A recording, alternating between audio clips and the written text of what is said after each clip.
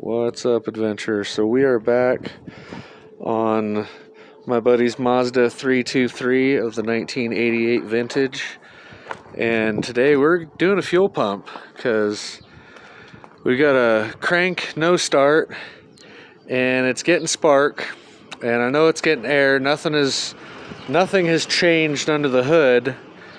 So what I'm gonna go ahead and surmise, given the conditions, is that it was starting, like not wanting to start, and then it would kind of die intermittently, and then finally it just died completely, and it'll crank and crank but no start. So we're gonna go ahead and guess fuel pump, and hopefully that's right. So today I'm gonna walk you through some tips.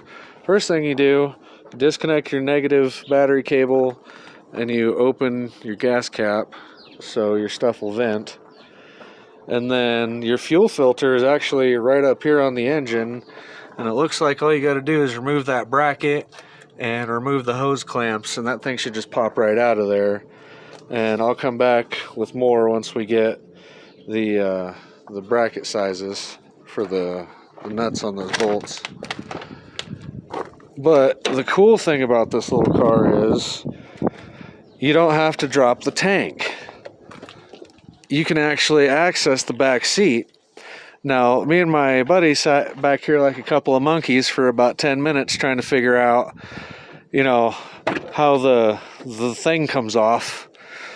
But we figured out was there's a latch here and there's a latch over there. You push in and lift up at the same time, and it'll undo the catches. And as you can see, there's, maybe... There we go. Yeah, there's the catch right there. See, you just push in and lift up. And then, ta-da! Full-on fuel pump access hatch under the back seat. Didn't even have to cut a hole. So I'll come back in a little bit once we got bolt sizes and we get this thing cracked open. And you guys will see the rest of the procedure for changing this fuel pump.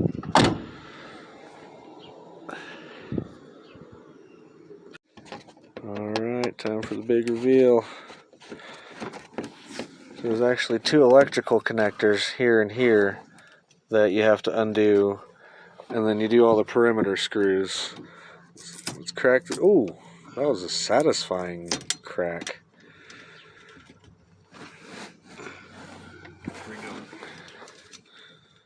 Alright.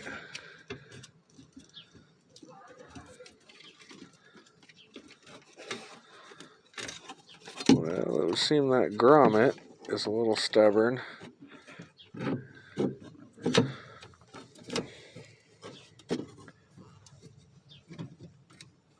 Alright. So it looks like a bunch of Phillips head screws around the perimeter of the pump, I think. Yeah, you may have to get a screwdriver and pry that grommet out. Pop that out. Yeah. But then,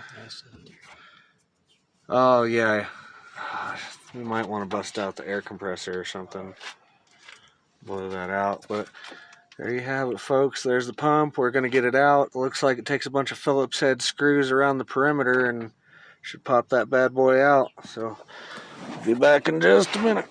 Oh, well, all right. Well, you just, no. All right. Pump out. As you can see, that's a little yellowed, and it comes in at kind of an angle. Okay, so I got a few. If you can see, and you only get the pump, so you're gonna have to switch out that pump, which it just looks like, I don't know, maybe a hose clamp and a couple of little nuts there to take off. But pretty simple. Swap out the pump and you should be good to go. And I do recommend getting the new filter sock. It's worth the money. And also change your fuel filter at the same time. Definitely. But we'll be back upon reassembly. Alright, y'all, so we got the fuel pump done. Everything's tucked back under the back seat, under that handy little hatch. And then it still wouldn't start. So, we kind of mildly panicked, and we got over that panic, and I checked to see if it was getting spark.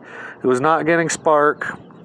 And then we checked the distributor, and it was still turning, so I was fairly confident that was okay. But electrical is not my forte, so we called over my buddy Johnny, because he actually went to school for this stuff and I didn't.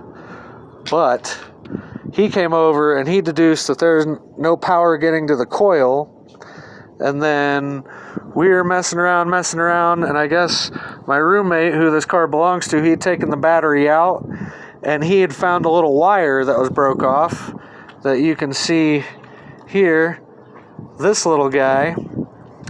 And Johnny reached down, pinned that wire to something to ground it, and had Josh start it, and the car fired right up.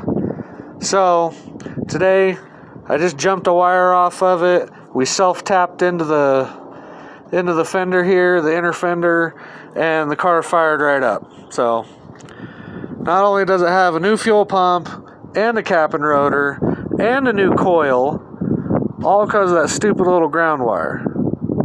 So always check your grounds, folks.